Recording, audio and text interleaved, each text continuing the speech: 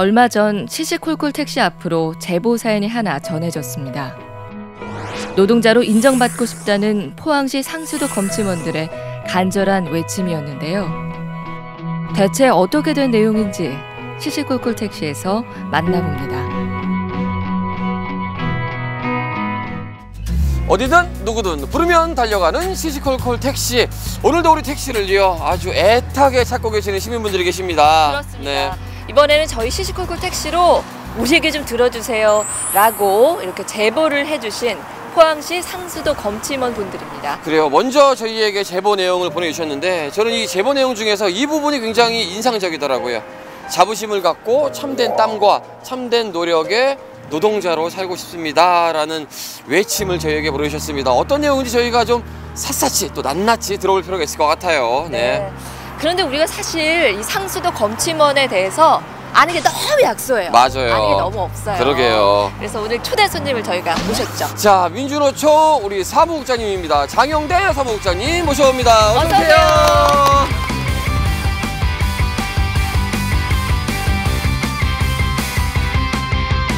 우리 오늘 주제가요 상수도 검침원의 외침이에요. 이 외침이란 말이 굉장히 마음에 와닿는데 그만큼 우리 현안들 중에서도 좀 중요한 문제겠죠? 일단 뭐 대상자가 30분이 넘고요. 숫자도 많으시고 좀 열악한 환경에서 일하는 노동자들을 어떻게 대우하고 있는지를 좀 극명하게 보여주는 하나의 사례라는 생각이 듭니다. 네, 오늘 많은 얘기 저희에게 좀 들려주십시오. 네, 알겠습니다. 우리가 택시로 이동해서 자세하게 들어보도록 하겠습니다. 가시죠. 예.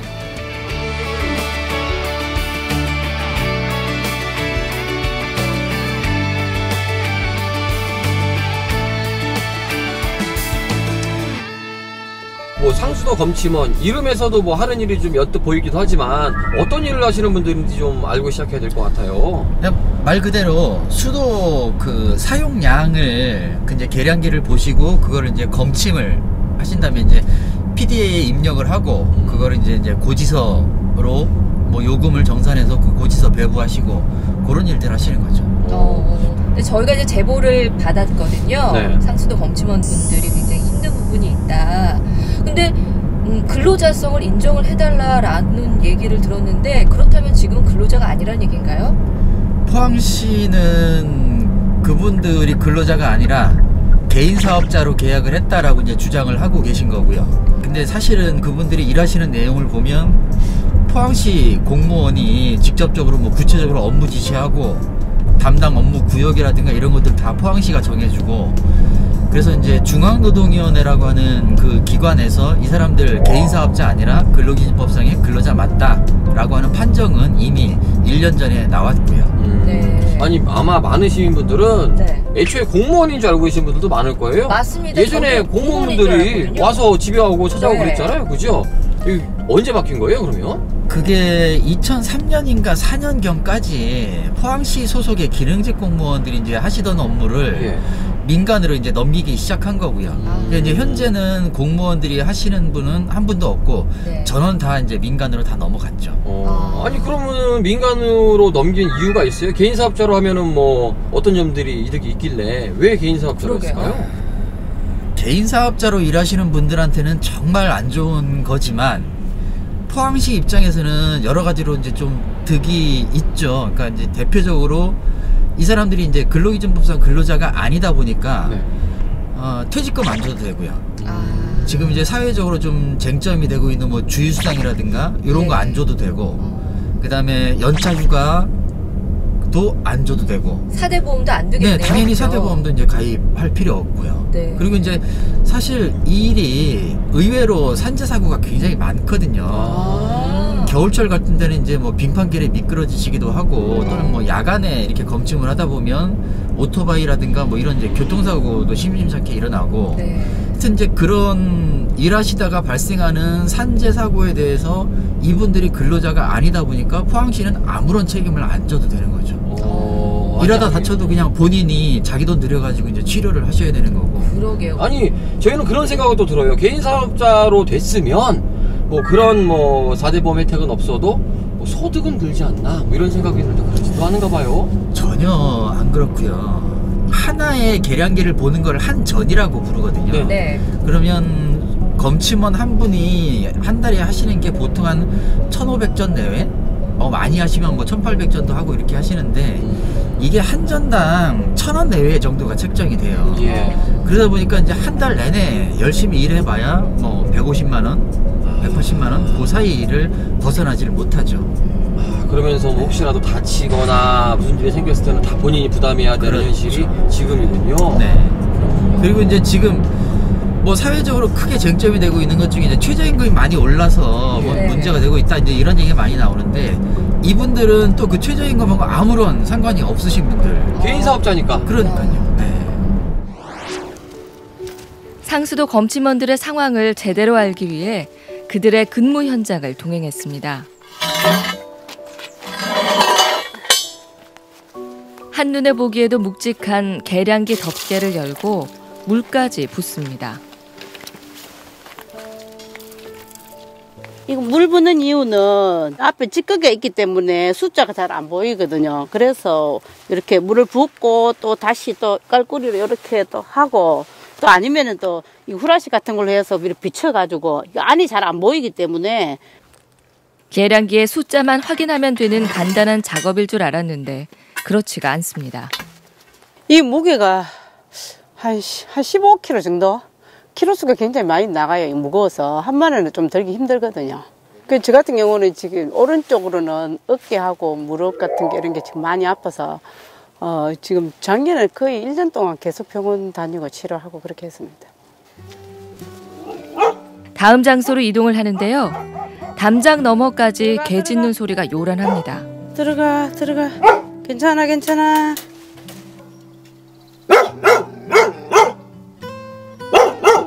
주택가에서 수도 검침을 하다 보면 사나운 개에게 물리는 일도 비일비재하다고 합니다. 여기 지금 자국 있잖아. 요게 지금 이빨 자국입니까? 뭐 뒤꿈치도 물리는 거는 보통이고 개가 사실 뭐 뒤꿈치 막 물고 늘으시거든요. 그리고 무릎에 다리에 물려가지고 병원에까지 가고 그렇게 했습니다. 상수도 검침을 하다 보면 하루 이동 거리도 보통이 아닙니다. 이번엔 집마당 한쪽에 있는 수도 계량기인데요. 겨울이면 계량기 동파를 막으려고 이렇게 겹겹이 중무장해 놓은 게 다반사. 이제 계량기 얼어 터질까 싶어서 이렇게 뭐 안에 속에도 덮어놓고 이불도 덮어놓고 사실 이렇게 뭐 비닐 같은 거 보시다시피 벽돌이 참 무겁습니다. 이거요. 좀 드러내고 하다 보면 팔도 아프고 허리도 아프고.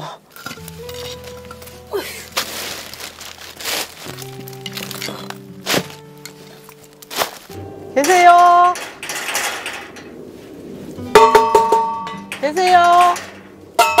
집주인이 외출을 했을 때는 주인의 허락을 받아 담을 넘고 마당에 있는 계량기를 검침할 때도 있다고 합니다.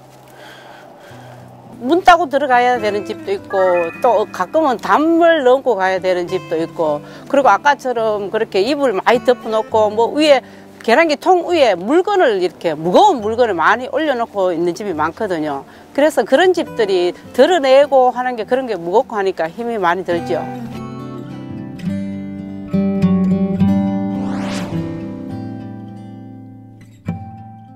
그러면은 지금 그 상수도 검침원 분들이 본인들을 근로자로 인정을 해달라 이런 요구를 직접적으로 하게 된 건 언제부터인가요? 2017년 3월 경에 네.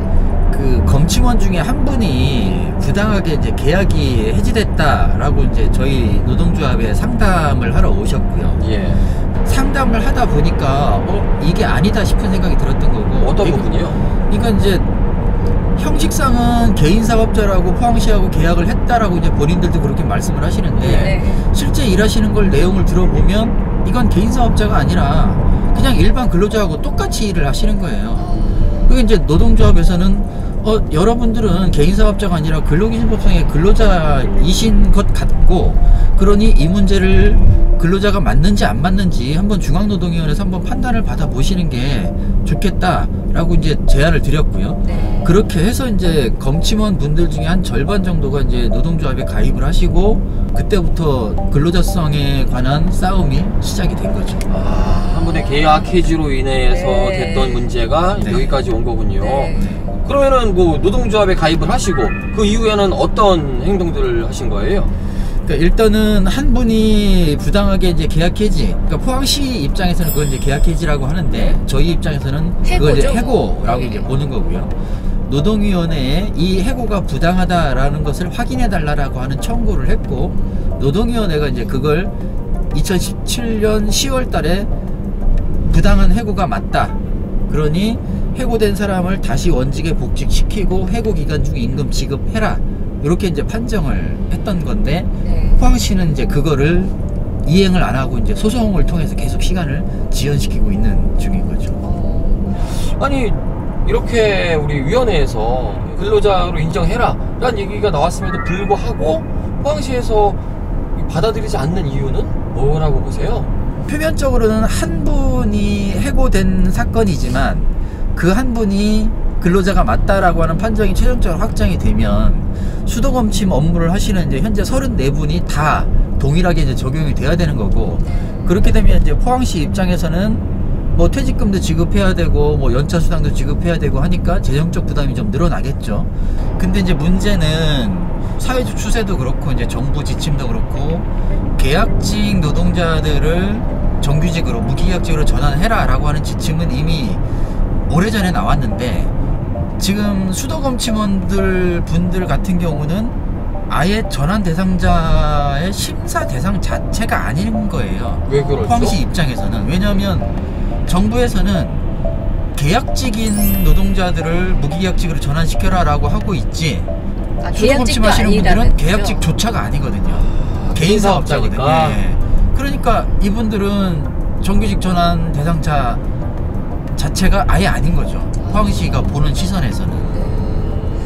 일반적인 우리가 근로자라고 하면은 이제 근로계약서를 작성해서 그 근로기간에 따라 각종 4대 보험이라든가 이런 거를 지급을 하고 있는데, 우리 검침원들은 위 수탁 계약에 따라 일정 자기 검침하는 양에 따라 민간 위탁 활동비가 지급되고 있기 때문에 그에 대해서 이제 근로자라고 판단하기는 어렵다라는 그런 입장에 있습니다. 1차 그 지방노동의 판결에는 근로자가 아니라는 그런 각하 결정이 내려졌습니다. 근데 이제 그 2차 중앙노동위원회에서는 근로자라고 판단하게 되었습니다. 1차와 2차가 다른 행정심판이 나타나니까 저희들 자문 변호사의 자문을 받아보니까 요거는 행정소송을 통해서 바로 좀 해보는 것이 타당하다는 결과를 받았습니다. 그래서 이 행정소송을 하게 되었습니다. 시에서 일을 받아서 하는 사업자잖아요. 어찌 네. 보면은 을이기 때문에 그 관리자의 눈치를 안 볼 수가 없거든요. 그 관계는 또 어떻게 될까요? 공무원들이 정말 전형적인 갑이고 이분들이 정말 전형적인 을의 위치에 계신데, 네. 공무원들 눈밖에 나지 않기 위해서 정말 애를 많이 쓰세요. 그러니까 이제 아까도 말씀드렸듯이 시가 주는 양만큼 일을 해야 되고 그 하는 양에 따라서 이제 급여를 받게 되는데, 담당 공무원 눈밖에 나면 할 수 있는 업무량이 줄어요. 그런 그러니까 이제 그 업무량이 준다는 건 뭐 수입의 감소로 직결되는 거기 때문에 공무원이 어떤 사람이 오느냐, 그리고 그 온 사람한테 얼마나 잘 보이느냐, 이게 중요한 문제가 될 수밖에 없어요. 그런 문제가 있네요. 개인 사업자니까 일을 받아야 되는데 일을 네. 받을 곳이 포항시 한 곳밖에 없으니까 그렇죠. 어쩔 네. 수 없이 벌어진 현실. 네. 아니 그런데 공무원들은 또 계속 바뀔 거 아니에요, 사람들이. 매년 그때마다 바뀌어요. 그러면 계속 눈치를 봐가면서 일을 할 수밖에 없겠네요. 그렇죠. 그러니까 이제 일하시는 분들은 또 인사철이 되면 올해는 불안해질 또 수밖에 어떤 없겠네요. 사람이 올까, 예. 거기에 신경이 곤두설 수밖에 없어요. 이게 생각보다 간단한 문제가 아니네요. 그러게요. 예, 진짜 고충이 많을 것 같습니다. 근데 이 상수도 검침원이 뭐 포항에만 있는 게 아니고 전국에 다 있잖아요. 그러게요. 다 있죠. 네. 다른 지역에서는 어때요? 가까이 대구 같은 경우는 근로자는 맞는데 대구시가 직접 고용을 하고 있지는 않고요. 네. 용역회사에다가 이제 용역을 줘서 용역회사 소속 근로자로 이제 일을 해 오셨고, 올해 7월 1일자로 아까 이제 말씀하셨던 정부 방침에 따라서 올해 7월 1일자로 대구시가 이제 직접 고용하는 걸로 결론이 내려졌고요. 네. 그리고 이제 청주시가 여기 포항시하고 대단히 유사한 사례가 몇 년 전에 있었거든요. 네. 네. 거기도 이제 청주시가 개인 사업자로 검침원분들하고 계약을 했었고, 근데 이제 청주시 같은 경우는 노동부가 이 사람들 근로자 맞다 라고 하는 판단을 좀 신속하게 내려줬고, 청주시는 또 그거에 대해서 이제 불복을 하지 않고 노동부 판단을 그대로 수용을 하셨어요. 그래서 노동부 판단이 있고 난 다음에 청주시하고 노동조합하고 교섭을 해서 바로 청주시가 직접 고용을 하는 형태로 문제가 정리가 됐죠. 아니, 우리 시민들 입장에서는 어때요? 이분들이 개인 사업자 신분으로 있는 것과 이분들이 이제 직접 고용, 뭐 정규직화 돼가는 것들은 신분상의 그러니까 불안한 상태에서 그 업무가 이제 제대로 될 리는 만무하고, 그런 이제 시민들 입장에서는 만약에 이분들을 근로자로 인정을 하면, 그러면 포항시가 뭐 주휴수당도 줘야 되고 퇴직금도 줘야 되니까, 그러면 시민들의 부담이, 뭐 세금 부담이 더 늘어나는 거 아니냐. 그러게요. 일부 그럴 수도 있죠. 하지만 시민들이 늘어나는 그 부담이라고 하는 거는 정말 미미한 수준이고요. 이 30명을 안정적으로 근로자로 인정을 하고 포항시가 책임을 지고 그렇게 하는 것이 오히려 그 수도검침 업무라고 하는 그 업무의 연속성이라든가 안정성 측면에서는 훨씬 긍정적인 효과가 있을 거라고 보는 거죠. 얘기를 듣고 보니까 정말 그러네요. 이런 부분을 좀 더 알아주시면 좋을 것 같은데. 그러게. 네. 우리가 지금 그분들을 만나러 가는 길이잖아요. 어느 정도 이제 설명은 된 것 같고, 네. 그분들을 만나서 그분들의 이야기를 또 직접 들어보러 네. 가자고요. 직접 현장에서 얘기를 들어보죠. 그래요.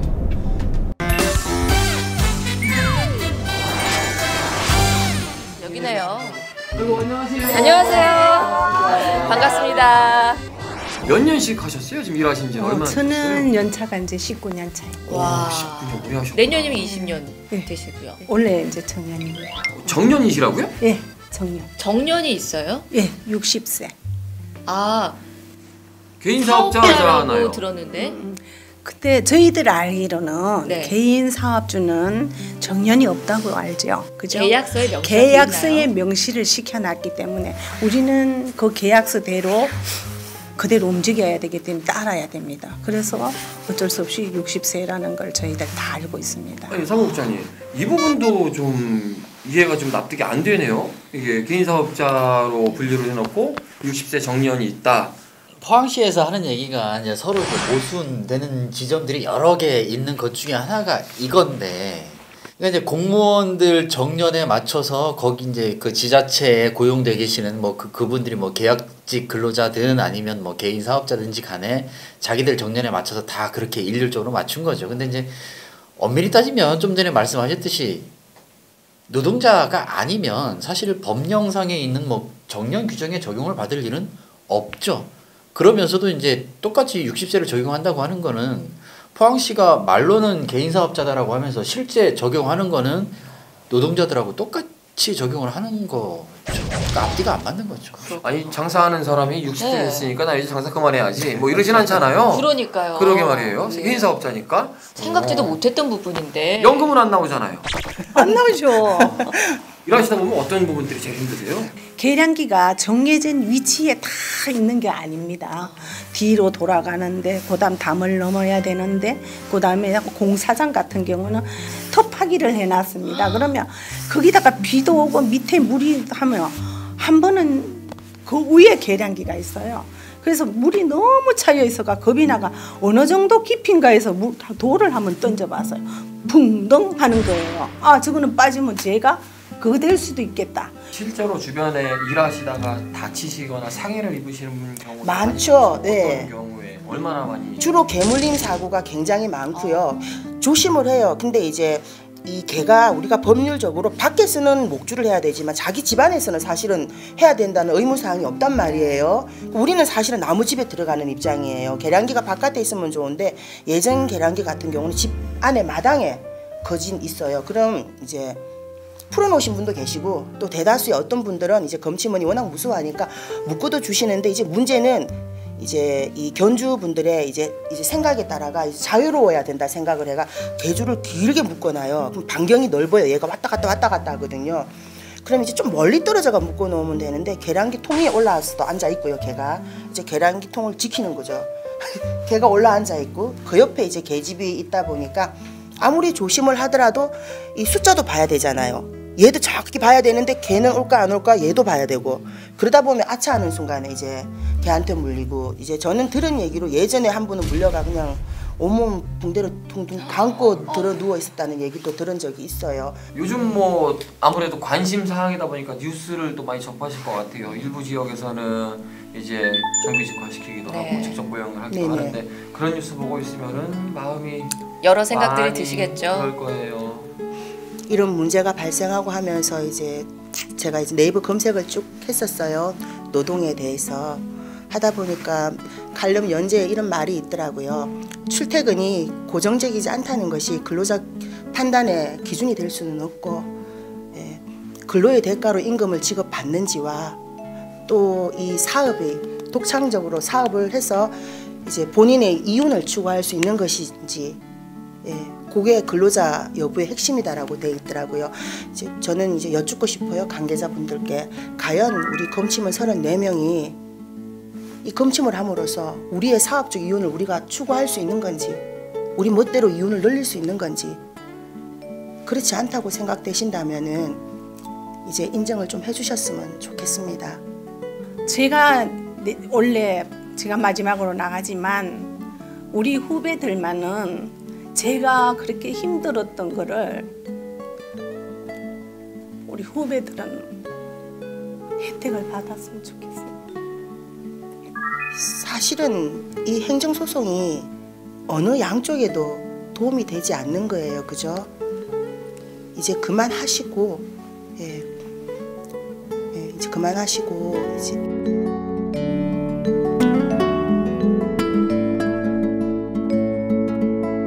저희를 부른 거는 하나일 거예요. 관심이 필요한 거. 그 관심인 것 같은데요. 이 일이 잘 풀려서 다음에는 우리 잘 해결됐어요. 우리 이제 웃을 수 있어요. 이렇게 웃으면서 저희를 불러줄 수 있는 날이 빨리 왔으면 좋겠네요. 또 불러주세요. 네, 감사합니다. 좋은 일로 불러주실 때까지 기다리고 있겠습니다. 네, 고맙습니다. 날 죽지만 힘내시고요. 네, 말씀 잘 들었습니다. 감사합니다. 네.